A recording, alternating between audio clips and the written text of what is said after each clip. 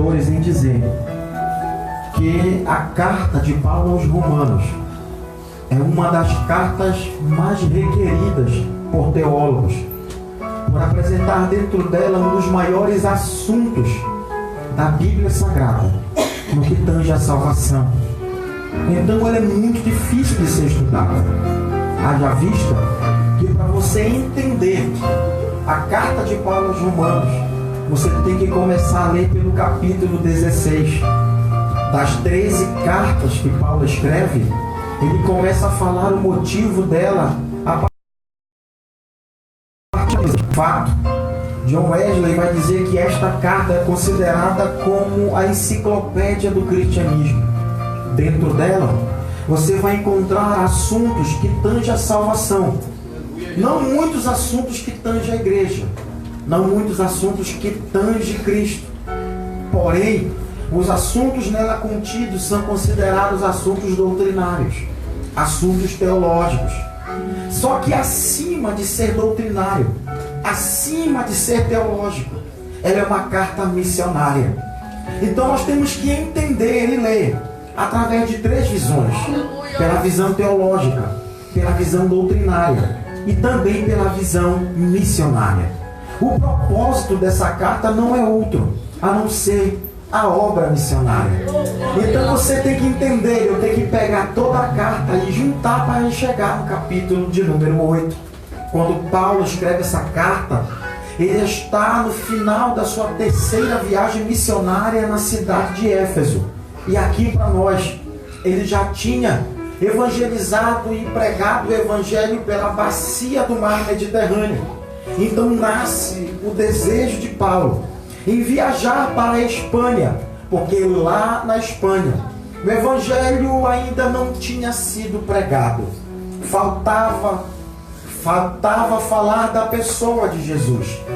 Então Paulo arde no seu coração em chegar até lá.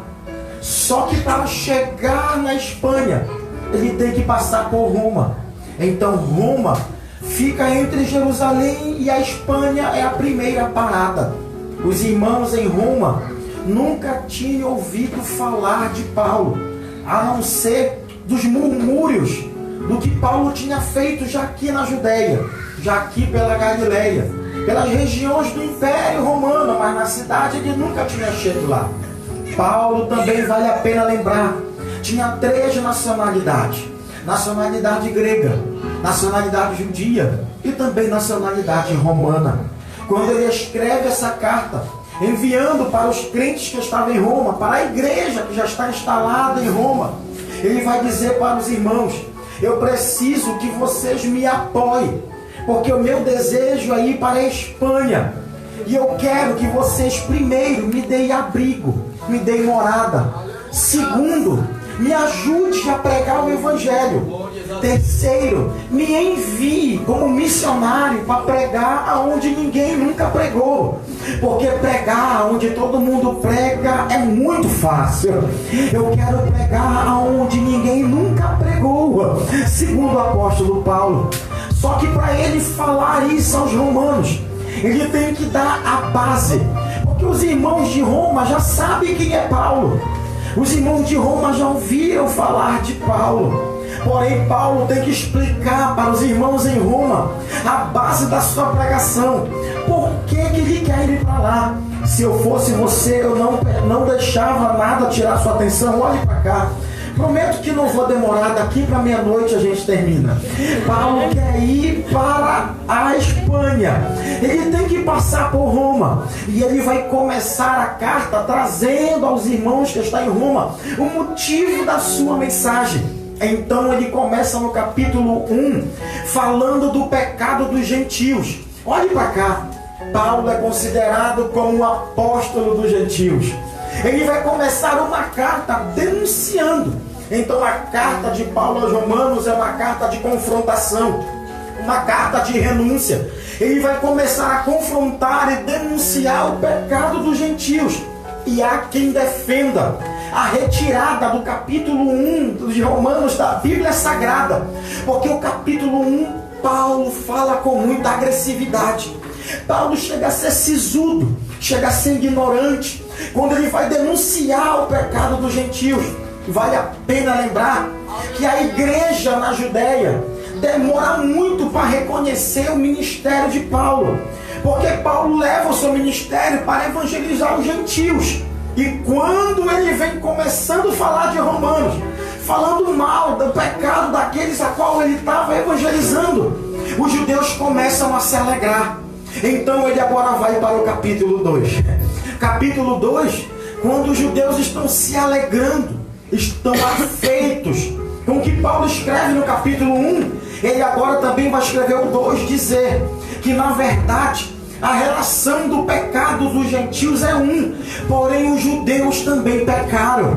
E os judeus também não estão fora do pecado. Pecado da incredulidade, pecado da idolatria, pecado do desvio espiritual, pecado do desvio moral, orgulho religioso e o pior, o pecado de achar que pode condenar alguém porque também peca. Então o pecador não pode condenar pecador, porque no final, Paulo, quando acaba de escrever o capítulo 2, ele vai dizer que o fato da natureza moral, atente para cá, o fato da natureza moral do pecado dos judeus ser diferente do pecado dos gentios, ele vai trazer resposta no capítulo 3, porque todos pecaram, e se pecaram, estão destituídos da glória de Deus. Ele não vai só dizer que todos pecaram, ele vai dizer que tem uma solução para esse pecado, e a solução, tanto para os judeus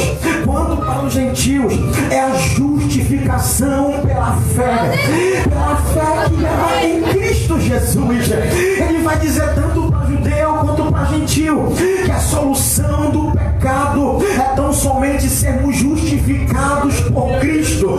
Então ele vai falar no capítulo 3, capítulo 4 e no capítulo 5. Para não deixar o 4 de lado, vamos para o 4. No 4 ele vai falar o exemplo de Abrão e o exemplo de Davi. Entenda isso, Abrão e Davi. Abrão fala da lei, porque Abrão veio antes da lei, e Davi também veio depois da lei. Os dois pecaram, um antes da lei e depois da lei, mas eles falaram que tanto Abrão quanto Davi também foi justificados, porque a lei não pode salvar, a lei não pode condenar. Aí vem o capítulo 5, e nesse capítulo eu particularmente gosto muito, porque no capítulo 5 ele faz dois paralelos. O primeiro paralelo, eu sei que é difícil, me aguenta, mas vamos chegar onde nós queremos chegar. No capítulo 5 ele faz dois paralelos.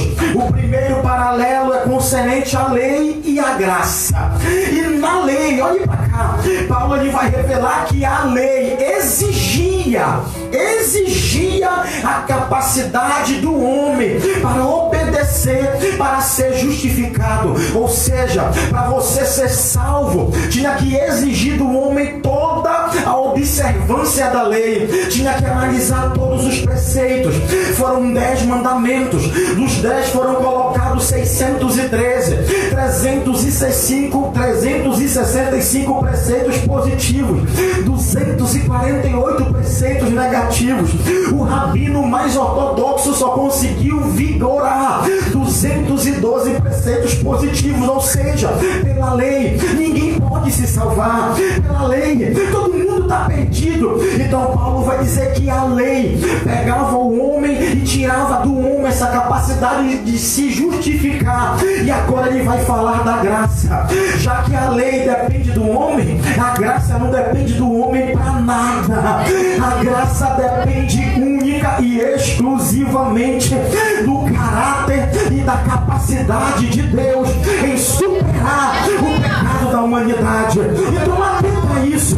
Você querendo ou não querendo, o Deus do céu já olhou com graça para a tua vida. Você errando ou não errando, o fato de você estar vivo já é um sinal da graça, já é um resplendor da graça. Não há nada de mais importante que você possa fazer para Deus te amar mais. Ou não há pecado que você faça que Deus te ame menos. Ele te ama simplesmente pelo que você é, independente do que você faz,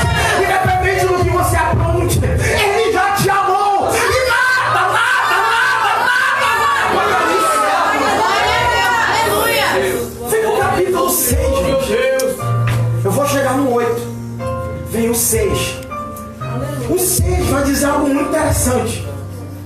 O 6 vai dizer assim, ó, que se alguém está em Cristo, não pode viver uma vida de pecado. O 6 é um dos capítulos mais confrontadores. Porque o pecado, e eu vim falar disso, não é difícil falar isso numa festa. Porque o pecado, a gente tem a mania, dentro da Assembleia de Deus e de outra denominação, dizer que não tem pecadinho e pecadão.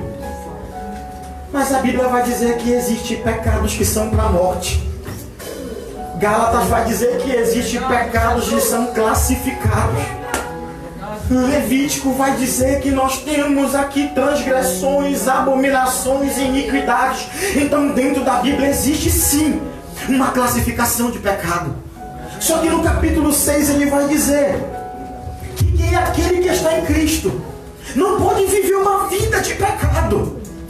E pecado, aqui para nós, pecado na nossa vida não é estilo. Pecado na nossa vida é acidente. Porque se você tornar o pecado um estilo de vida, deixa de ser pecado, passa para ser iniquidade. Porque o que é iniquidade? Iniquidade é pecado planejado. Eu vou fazer, vou planejar, vou trabalhar e executa.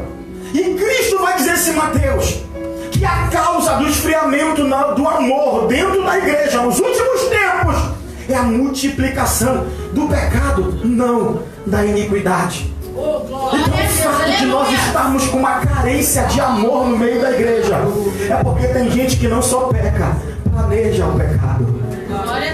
Tem gente que não só peca, maquina pecado. Porque gosta de pecar. É verdade. É a última vez, pastor, eu vou lá. Eu não aguento. Meu Deus.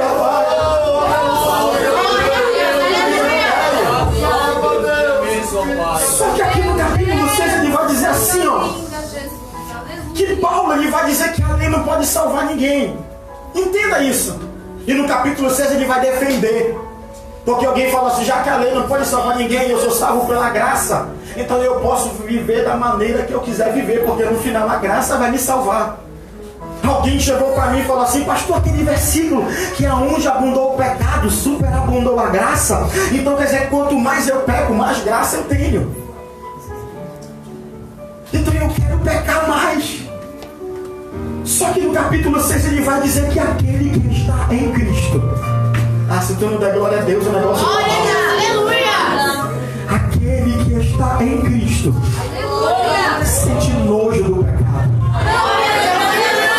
sente raiva do pecado, não é mais a mesma pessoa. Eu quero abrir um parêntese aqui, eu não sei se vocês já ouviram falar de Agostinho de Hipona. Agostinho de Hipona é um dos pais da igreja. Tanto Martinho Lutero, quanto Calvino, quanto Arminio beberam da água de Agostinho de Hipona. Um dos maiores teólogos que a terra já viu depois de Jesus, depois de Paulo. Agostinho é um dos fundamentadores da fé cristã no primeiro, no segundo, no terceiro século. Então atente pra cá. Agostinho ele era um homem mau, um homem prostituto, se deitava com várias mulheres na sua cidade. No final da sua vida ele se tornou bispo daquela cidade. Mas quando ele se converteu, a fama de Agostinho já corria toda aquela região. Chega um dia, olhe pra cá, chega um dia que ele pregava em praça pública e falava que mandava em mim era o pecado, a minha carne era o meu Deus. Eu não era Agostinho, eu era prostituto. Quando acaba o sermão, ele sai andando pela praça. Uma mulher de vida fácil olha para ele, chama ele e fala, Agostinho! Agostinho! Ele olha para trás, reconhece ela e começa a andar mais rápido para não falar, porque sabia as intenções daquela mulher. Ela vai atrás e começa a gritar, Agostinho! Agostinho! Sou eu! Tu não te lembra de mim? Sou eu! Ele falou, me lembro de você, só que eu não sou mais eu. Eu não sou mais eu. A carne não é mais a minha dona. A graça é meu Senhor. A graça é que me governa.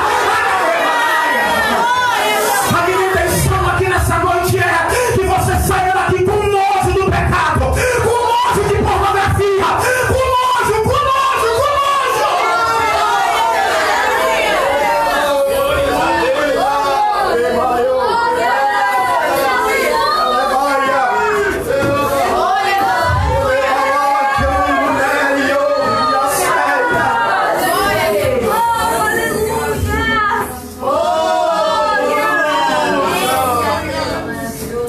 capítulo 7 me confronta.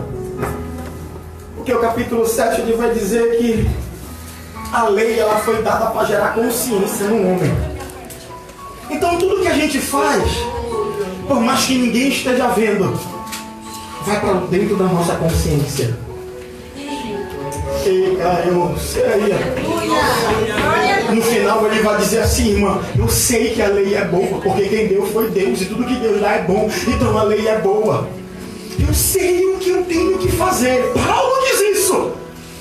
Mas o bem que eu quero fazer eu não faço. Aleluia. E o mal que eu não quero fazer eu acabo fazendo. Eu sei o que eu tenho que fazer, mas eu não consigo. Alguém chegou para mim e falou, pastor, eu sei que eu não devo fazer isso, mas eu não consigo. É mais forte do que eu. Eu achei interessante o Espírito Santo me confrontar na minha casa para pregar isso aqui nessa noite. Ou você acha que Deus não conhece o teu ponto fraco? Ou você acha que Deus não sabe o teu ponto fraco? Eu vou repetir debaixo do sangue de Jesus que me cumpriu durante esses dias. Deus sabe aonde você cai. Deus sabe o teu erro. Deus sabe o teu ponto fraco. Mas nada tira a graça de cima de Deus. Nada tira a graça.